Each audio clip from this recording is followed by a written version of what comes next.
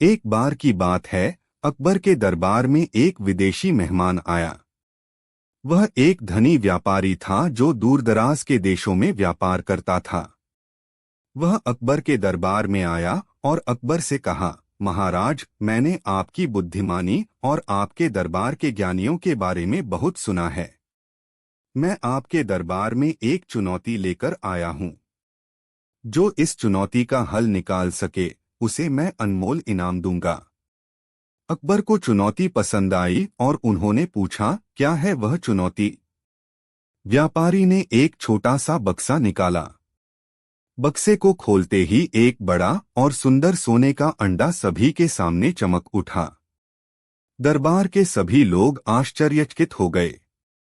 व्यापारी ने मुस्कुराते हुए कहा, यह सोने का अंडा दुनिया का सबसे अनमोल अंडा है, लेकिन मेरी चुनौती यह है कि यह अंडा टूटे बिना अपने आप उड़ने लगे। दरबार में सन्नाटा छा गया। सभी दरबारी एक दूसरे की ओर देखने लगे। कोई भी इस असंभव चुनौती का हल नहीं निकाल पा रहा था। अकबर ने बीरबल की ओर देखा और मुस्कुराते हुए कहा, बीरबल, इस चुनौती का हल क्या है? बीरबल थोड़ी देर तक अंडे को देखता रहा, फिर मुस्कुराकर बोला, महाराज, यह चुनौती उतनी कठिन नहीं है जितनी यह दिखती है। फिर बीरबल व्यापारी की ओर मुड़ा और कहा, मैं इस चुनौती का हल निकालूंगा, लेकिन पहले मुझे एक छोटी सी मदद चाहिए। व्यापारी ने सिर हिलाया, बताइए क्या चाहिए? बीरबल ने कहा, मुझे एक छोटी सी रस्सी और एक कबूतर चाहिए। अकबर और व्यापारी दोनों ही चकित थे, लेकिन व्यापारी ने बीरबल की मांग पूरी कर दी। एक रस्सी और कबूतर तुरंत मंगवाए गए।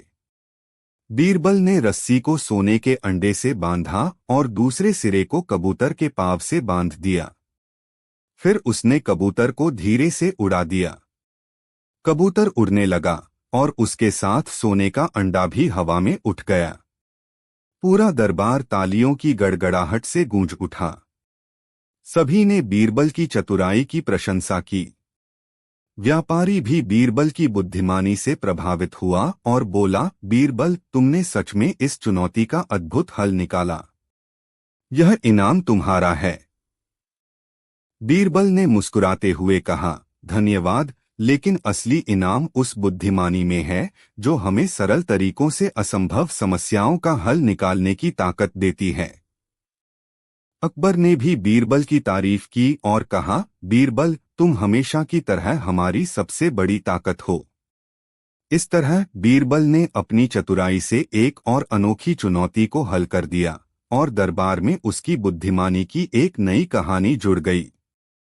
सीख, कभी कभी कठिन से कठिन समस्या का हल सरलता से किया जा सकता है, बस हमें सही नजरिया और चतुराई से सोचना होता है।